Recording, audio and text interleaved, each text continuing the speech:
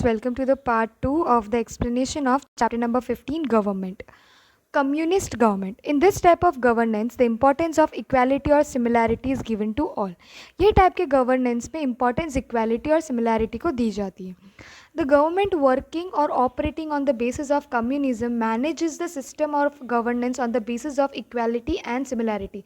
जो government communism के हिसाब से मैनेज करती है सिस्टम को, तो वो ज़्यादा इंपॉर्टेंस इक्वालिटी और सिमिलैरिटी को देगी. In many countries of the world government working on the ideology of communism is scene. बहुत सारी जो कंट्रीज़ है वर्ल्ड की, वहाँ पे गवर्नमेंट को कम्युनिज्म के बेस पे चलते हुए हम देखेंगे. In some countries of the world communist government is form through election. और कुछ जो कंट्रीज़ है वहाँ पे कम्युनिस्ट गवर्नमेंट बनती है इलेक्शन के through. There are many peoples of some rulers forming a government based on communist ideology and becoming the sole ruler in the long run. ऐसे भी बहुत सारे एग्जाम्पल है कुछ ऐसे रूलर्स का जिन्होंने कम्युनिस्ट आइडियोलॉजी से गवर्नमेंट बनाई और वो भी एक सोल रूलर बन गए, एक अकेले रूलर बन गए लॉन्ग टर्म के लिए. The administration and governance is done considering economical, ideological and intellectual equality among workers, laborers and exploited people. अब क्या हो जाता है, जो भी गवर्नेंस या फिर एडमिनिस्ट्रेशन होता है वो सबको ध्यान में रख के किया जाता है. ठीक है, सबको इक्वल राइट्स मिले वो देख के किया जाता है. Today some rulers who rule individually और forcibly have left communism and adopted monarchy और डिक्टेटरशिप. ऐसे कुछ रूलर्स थे जो पहले कम्युनिज्म फॉलो करते थे, उन्होंने आजकल कम्युनिज्म छोड़ के मोनार्की को अडॉप्ट कर लिया. Communism ideology is known in the world as leftist ideology. Communist ideology को लेफ्टिस्ट आइडियोलॉजी भी कहते हैं. अब हम जानेंगे मोनार्की के बारे में. In this type of government any one person governs as a ruler. ये टाइप के गवर्नमेंट में क्या होता है, कोई एक इंसान as a ruler, as a king act करता है. Generally the title of ruler is inherited. इनको जन्म से ही वो रूलर का टाइटल मिल जाता है, जैसे नहीं राजशाही कहते हैं हम, same. People do not have right to choose their ruler in this type of governance. और ये टाइप की गवर्नेंस में लोगों को कोई भी राइट नहीं है अपने रूलर को चूज़ करने का. Today monarchy is seen in some countries of the world. और आज भी मोनार्की कुछ कंट्रीज़ में हम देख सकते हैं. At some places, in monarchy elections are held for namesake. और किन जगहों पर इलेक्शंस भी करते हैं मोनार्की में, बट वो सिर्फ नाम का रहता है. In monarchy the ruler takes the decision keeping himself in the centre. Monarchy में क्या होता है, रूलर डिसीजंस लेता है खुद के बारे में सोच के. The decision taken by one person here is considered the final. वो जो इंसान जो भी डिसीजन ले उसको फाइनल माना जाता है. Emphasizes is played on the well-being and convenience of the ruler rather than people. यहाँ पे लोगों को ध्यान नहीं दिया जाता, जबकि वो रूलर पे ज़्यादा ध्यान दिया जाता है. अब जानेंगे कि डेमोक्रेसी की क्या वैल्यू है.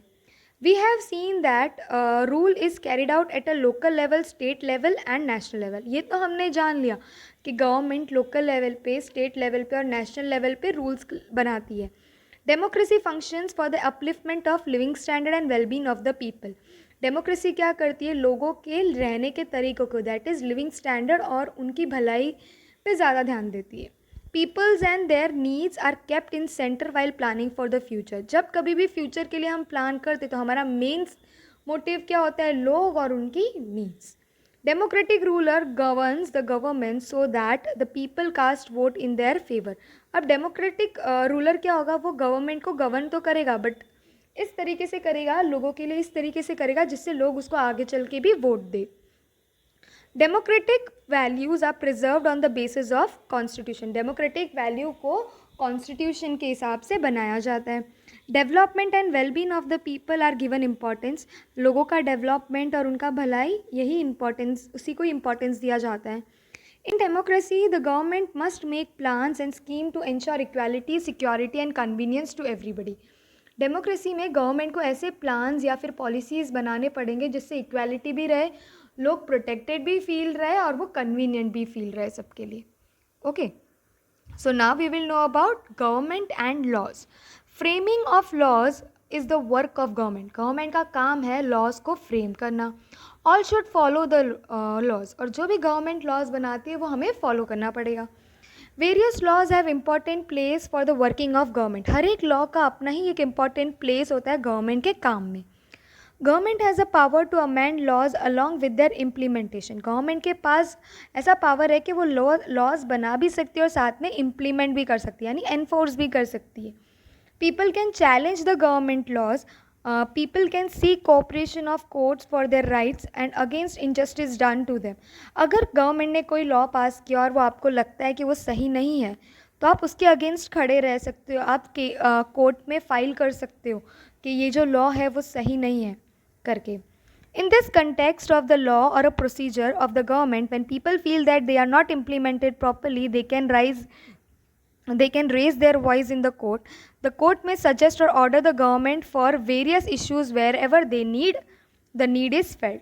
अब क्या होता है, कोई लॉज अगर परफेक्टली इम्प्लीमेंट ना हो तो हम उसके अगेंस्ट कोर्ट में अपील कर सकते हैं कि ये प्रॉब्लम्स है, तो कोर्ट में वो सारा कुछ देखा जाएगा। और अगर उनको ऐसा फील होता है कि हाँ पब्लिक इज़ राइट, लाइक वो जो बोल रहे हैं वो सही है, तो वो गवर्नमेंट को इंस्ट्रक्ट करेगी कि यहाँ ऐसे ऐसे चेंजेस होने चाहिए, अगर उसकी नीड हुई तो। Okay, so this was the explanation of chapter number 15 government. I hope you understood well.